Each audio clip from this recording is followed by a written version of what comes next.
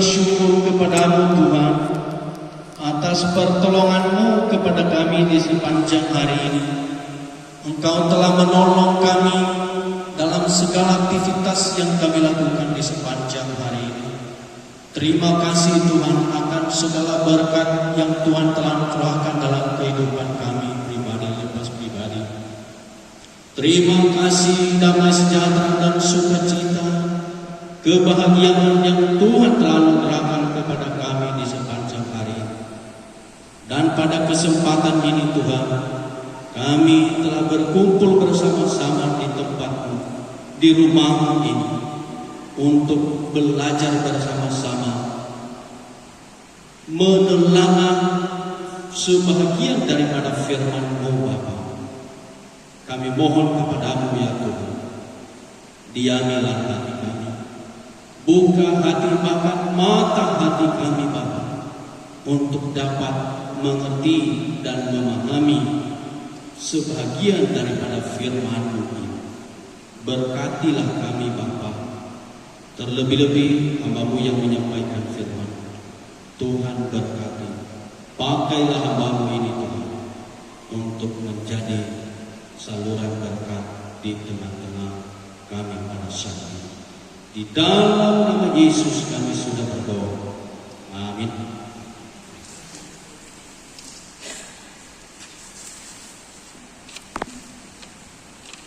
Bapak Ibu dan saudara dikasihi oleh Tuhan, sebagai dasar persekutuan kita pada malam hari ini sesuai dengan yang sudah disusun, ya, terambil dari kitab Perjanjian Lama, surah Yezekiel pasal 33 ayat 10 sampai dengan ayat 15. 1, 2, 3 ayat 10.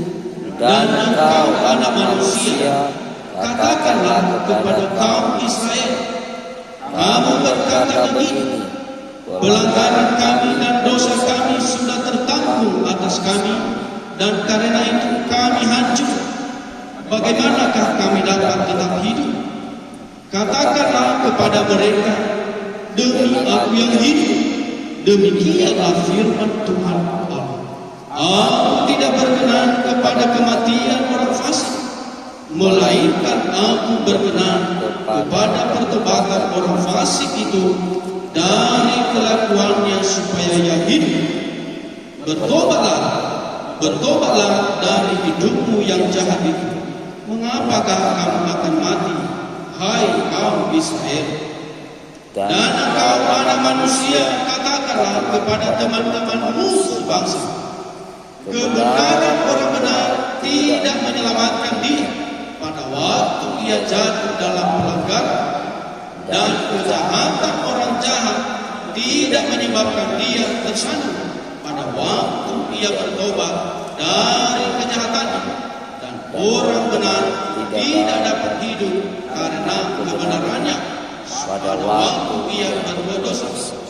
Kalau Aku berfirman kepada orang benar, engkau pasti hidup, tetapi ia mengandalkan kebenarannya dan ia berbuat curang, segala perbuatan kebenarannya tidak akan diperhitungkan, dan dia harus mati dalam kecurangan yang diperbuatnya. Kalau Aku berfirman kepada orang jahat, engkau pasti mati, tetapi ia bertobat dari dosanya serta melakukan keadilan dan kebenaran, orang jahat itu mengembalikan gadaian orang, ia membayar ganti hasil rampasannya menuruti peraturan-peraturan yang memberi hidup, sehingga ia tidak berbuat curang lagi. Ia tidak akan mati. Sejauh demikian dari pembacaan dan firman Tuhan, saya menyapa kita semua. Shalom. Yahoo.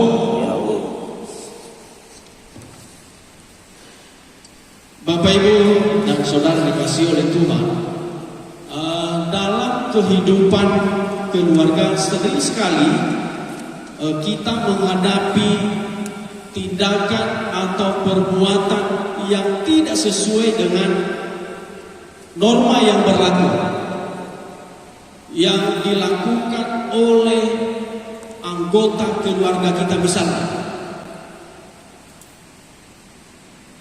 seorang anak berbohong kepada orang tuanya. Jikalau anak kita melakukan tindakan atau perbuatan yang kurang baik seperti itu, biasanya kita sebagai orang tua menasihatinya agar tidak melakukan tindakan atau perbuatan yang kurang baik tersebut. Dan anak biasanya berjanji untuk tidak melakukan tindakan atau perbuatan yang kurang baik tersebut. Tetapi apa mau dikata, Bapak Ibu? Sering sekali anak kita melakukan tindakan dan perbuatan yang kurang baik seperti itu. Bahkan sudah pernah berjanji bahwa dia tidak akan melakukan perbuatan yang kurang baik. Artinya dia mau bertobat dan melakukan tindakan atau perbuatan yang baik dalam kehidupannya sehari-hari. Nah, Bapak Ibu, pada malam hari ini kita akan belajar dengan sebuah tema Fangesadede Soroi Badede. Artinya dalam bahasa Indonesia menurut saya pertobatan yang dari hati. Nah, Bapak Ibu dan saudaraku yang dikasih oleh Tuhan, dari tema ini saya mengajak kita semua untuk belajar dua poin penting dari bacaan firman Tuhan yang barusan kita baca ini. Pertama,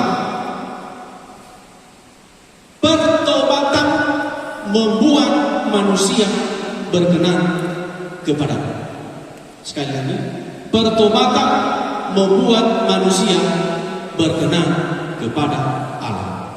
Ayat 11. Nah, Bapak Ibu, sebelum kita mengerti dan memahami arti dari poin ini, terlebih dahulu kita perlu mengerti dan memahami arti dari kata pertobatan, yang kata dasarnya adalah tobat. Nah, Bapak Ibu, menurut Kamus Besar Bahasa Indonesia, kata tobat artinya sadar dan menyadari setiap kesalahannya.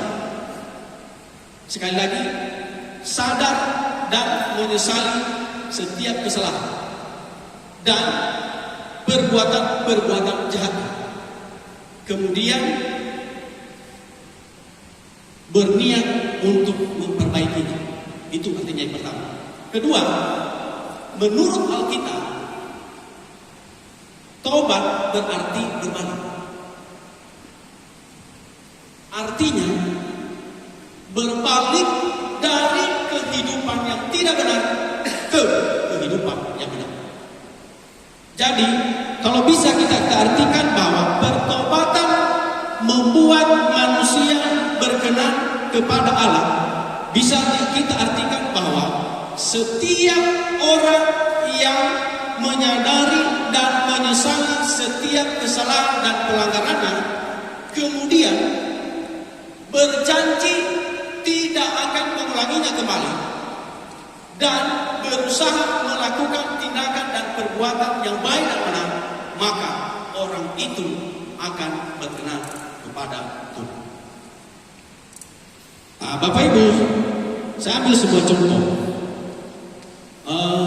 Seorang anak melakukan sebuah kesalahan dalam pelanggaran kepada ayah dan ibunya atau kepada orang tuanya.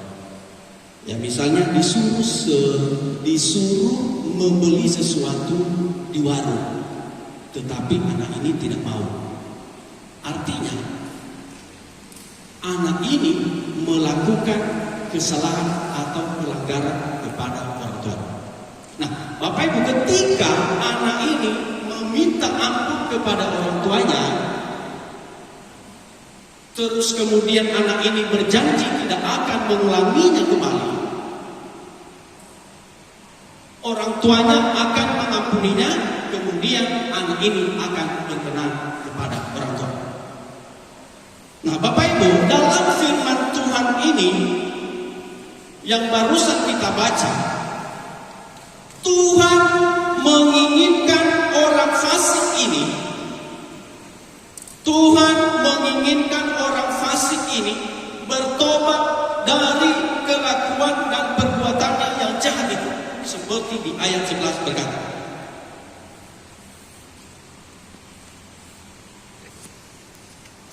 Ayat 11, katakanlah kepada mereka, demi aku yang hidup. Ya, saya membacanya, saya akan mengganti kata aku ini dengan Tuhan. Katakanlah kepada mereka, demi Tuhan yang hidup. Demikianlah firman Tuhan Allah. Tuhan tidak berkenan kepada kematian orang fasik, melainkan Tuhan berkenan kepada pertobatan orang fasik itu dari kelakuannya, supaya ia hidup. Bertobatlah dari hidupmu yang jahat itu. Mengapakah kamu mati, hai kaum Israel? Contoh-contoh perbuatan orang fasik. Di antaranya misalnya dia suka menindas orang, merampok, kemudian memberontak, artinya tidak menurut dari perintah, tidak menuruti perintah dan lain sebagainya.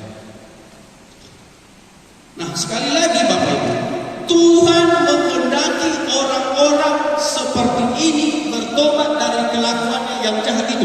Seperti di ayat 11 tadi, berulang-ulang dia berkata, bertobatlah dari hidupmu yang jahat itu. Mengapakah engkau pengen mati? Sekali lagi, karena sesungguhnya Tuhan tidak menghendaki kematian orang fasik, melainkan Tuhan menghendaki pertobatan orang fasik ini dari kelakuannya yang jahat itu. Tuhan memperingatkan bangsa Israel bahwa Tuhan tidak menginginkan kematian orang fasik ini dari dosa-dosa mereka, melainkan Tuhan menginginkan mereka bertobat dari kehidupan mereka yang tidak benar ke kehidupan yang benar. Kita juga demikian Bapak Ibu. Tuhan tidak menghendaki kita mati karena dosa itu. Sekali lagi, Tuhan tidak menghendaki kita mati karena perbuatan-perbuatan dosa kita. Tetapi Tuhan merindukan kita untuk sadar diri dengan cara memeriksa hidup kita. Apakah hidup kita sudah berkenan kepada Tuhan atau malah sebaliknya?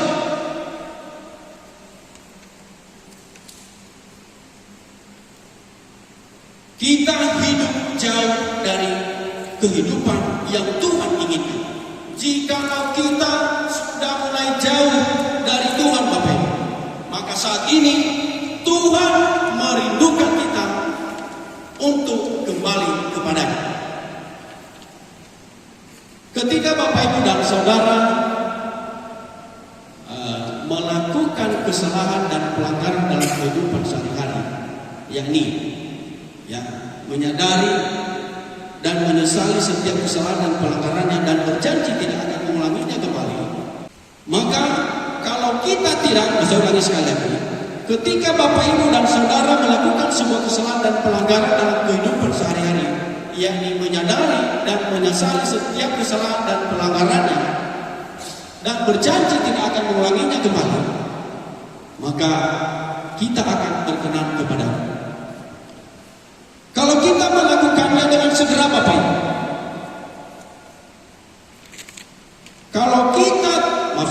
kalau kita tidak melakukannya dengan segera, maka kita akan dihantui rasa takut, bahkan menderita olehnya. Kemudian bahkan dosa itu akan ditimpakan kepada kita, seperti yang dialami oleh orang fasik itu di ayat 10. Dia berkata, pelanggaran kami dan dosa kami sudah tertanggung atas kami, dan karena itu kami hancur. Hancurnya seperti apa, Bapak Ibu? Mari kita membaca ayat 4. Pasal 33 ayat 4. Mari kita baca sama-sama. 1, 2, 3. Kalau ada seorang yang memang mendengar suara sangkakala itu, tetapi ia tidak mau diperingatkan, sehingga sesudah pedang itu datang, ia dihabiskan, darahnya tertimpa kepadanya sendiri. Lah, saya ambil contoh kepada kita, Bapak Ibu.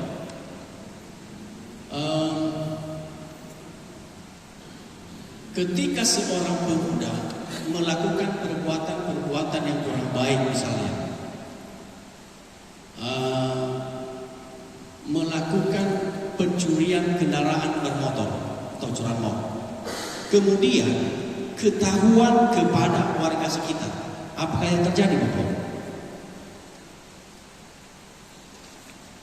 Yang terjadi kepadanya adalah pasti akan digebukin, akan dihajar, bahkan tidak jarang terdengar kepada kita, Bapak,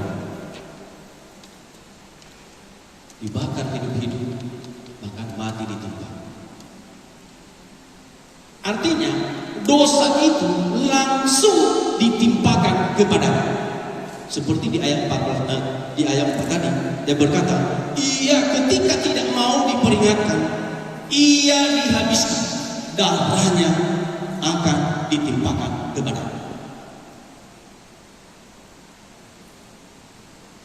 Tetapi di ayat 5 dia berkata, di ayat 5b, dilanjutkan dengan ayat 5b, dia berkata, kalau ia mau diperingatkan, ia menyelamatkan nyawanya.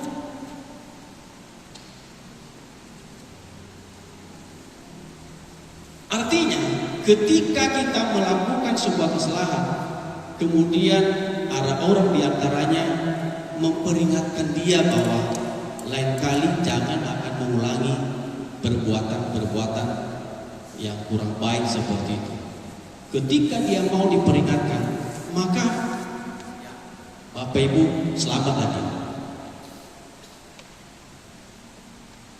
Nah, Bapak Ibu dan Saudara dikasihi oleh Tuhan, ketika kita bertobat dari dosa-dosa kita, yakni menyadari dan menyesali setiap kesalahan dan pelanggaran kita, dan berniat tidak akan mengulanginya kembali, maka percayalah, kita semua yang hadir pada malam hari ini akan berkenan kepada Tuhan.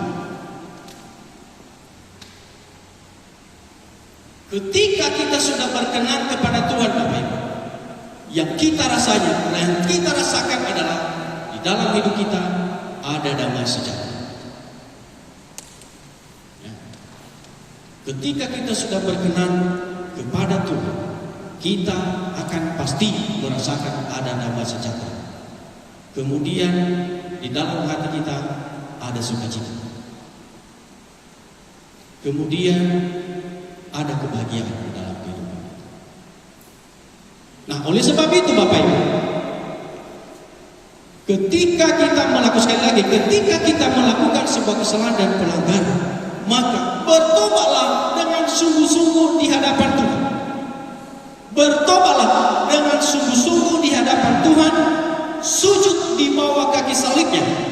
memohon pengampunan atas segala kesalahan dan pelanggarannya, dan berjanji tidak akan mengulanginya kembali. Itu bagian pertama, Bapak Ibu. Kedua, pertobatan membuat manusia memperoleh hidup yang kekal. Ayat 14 dan 15. Nah, Bapak Ibu dan saudara dikasih oleh Tuhan, pertobatan yang sungguh-sungguh yang dari hati, yakni menyadari dan menyesali setiap kesalahan dan pelanggarannya, maka orang tersebut akan memperoleh hidup yang kekal.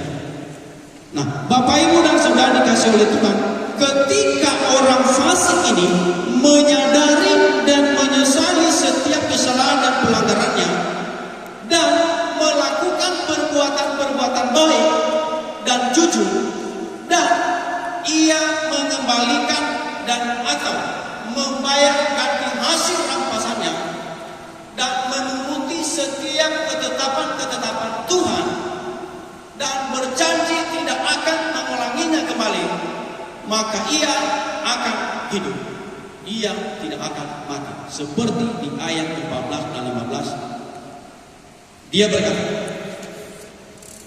kalau aku berfirman kepada orang jahat, engkau pasti mati, tetapi ia bertobat dari dosanya serta melakukan keadilan dan kebenaran. Ayat 15, orang jahat itu mengembalikan gadaian orang, ia membayar ganti hasil, ia membayar ganti rampasannya, menuruti peraturan-peraturan yang memberi hidup, sehingga tidak berbuat curang lagi. Ia pasti hidup, ia tidak akan mati. Nah, Tuhan memperingatkan bangsa Israel bahwa jikalau mereka bertobat dari kelakuan mereka yang tidak benar, maka mereka akan hidup. Peringatan dan penegasan ini memberikan sebuah pesan nyata bahwa bangsa Israel harus bertobat agar mereka mendapatkan hidup dari Tuhan. Penegasan ini juga, Bapak Ibu, juga berlaku bagi kita pada hari ini, pada malam hari ini, bahwa bertobat dan percaya kepada Tuhan Yesus Kristus akan membuat kita beroleh hidup yang kekal dari Tuhan. Sekali lagi, Bapak Ibu, kalimat terakhir dari ayat 15 ini, dia berkata, ia pasti hidup, ia tidak akan mati. Kalau saya boleh mengartikannya begini, pertobatan yang sungguh-sungguh yang dari hati, orang tersebut akan memperoleh hidup yang kekal dan hidup selama-lamanya. Nah, Bapak Ibu dan saudara dikasihi oleh Tuhan, bila kita melakukan sebuah kesalahan dan pelanggaran dalam kehidupan sehari-hari, maka minta ampunlah dan segera berjanji tidak akan mengulangi kembali, agar supaya kita dibebaskan dari kesalahan dan pelanggaran kita tersebut. Contoh pelanggaran dalam kehidupan sehari-hari, misalnya menipu orang. Menipunya seperti ini,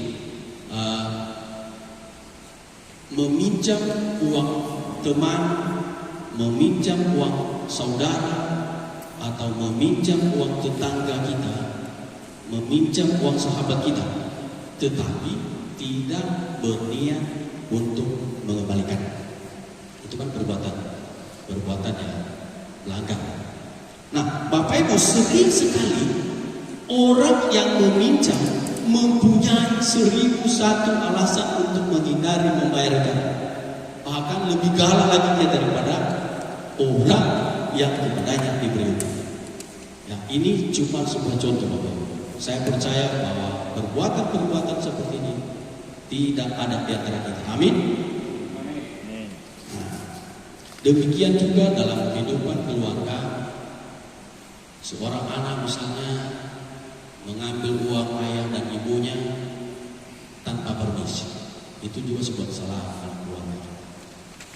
Ya, tapi ketika anak ini misalnya meminta ampun kepada orang tuanya dan berjanji tidak akan mengulanginya kembali, itu orang tuanya juga akan memaafkannya dan mengampuni. Nah, Bapak Ibu, dalam firman Tuhan ini kita melihat ada dua tipe orang.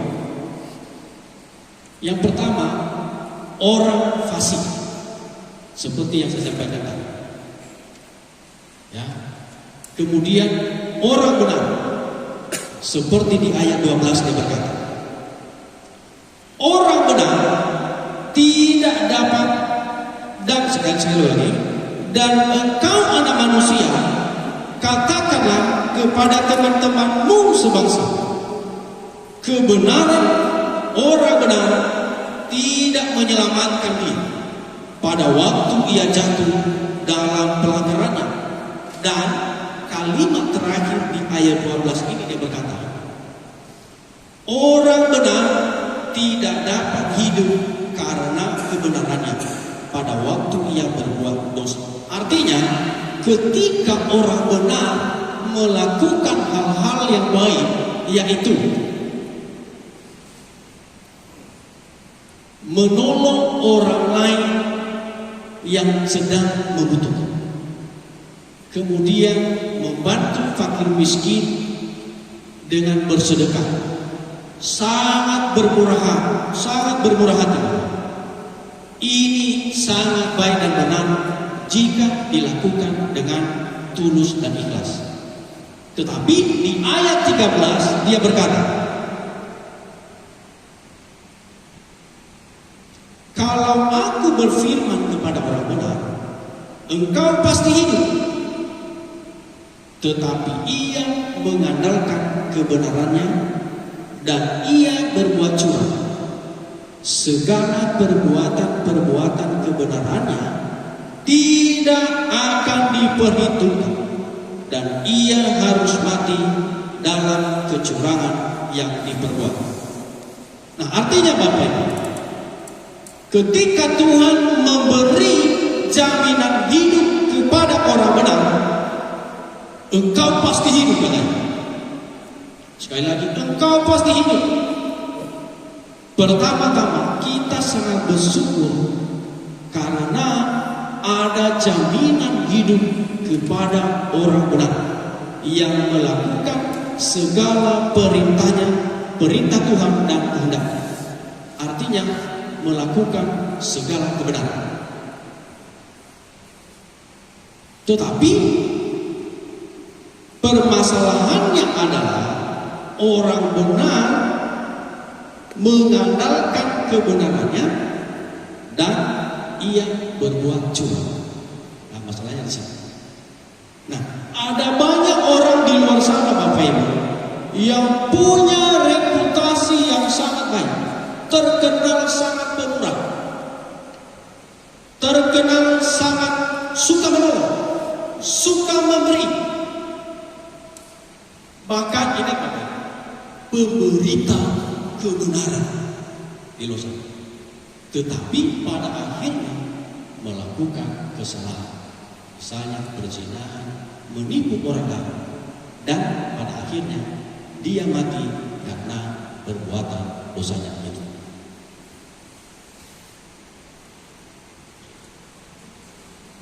Makanya di ayat 11 tadi dia berulang-ulang berkata, bertobatlah dari perbuatan yang jahat itu. Nah, pertobatan yang dimaksud di sini Bapak Ibu adalah pertobatan yang sungguh-sungguh, yang dari hati kita Bapak Ibu.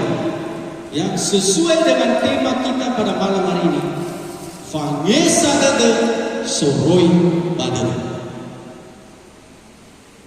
Pertobatan yang sungguh-sungguh, yang dari hati yang paling dalam, yang ini menyadari dan menyesali setiap kesalahan dan pelanggarannya dan berjanji tidak akan mengulanginya kembali, maka percayalah, kita semua yang hadir pada malam hari ini akan memperoleh hidup yang kekal. dari Tuhan. Oleh sebab itu, saya mengajak kita, ketika kita melakukan sebuah kesalahan dan pelanggaran, maka datanglah di hadapan Tuhan, sujud di bawah kaki salibnya, mohon pengampunan kepadanya, dan berjanji tidak akan mengulanginya kembali. Jadi sejauh demikian Bapak Ibu yang bisa saya paparkan kepada kita pada malam hari ini. Bapa di surga, Allah yang kami sembah di dalam nama Yesus Kristus, kami bersyukur pada firman Tuhan yang Tuhan taburkan kepada kami pada malam hari ini. Hanya firman Tuhan ini dapat kami mengerti dan memahaminya, dan dapat kami refleksikan di dalam kehidupan kami sehari-hari. Terima kasih Tuhan Yesus. Di dalam nama Yesus kami sudah berdoa. Amin.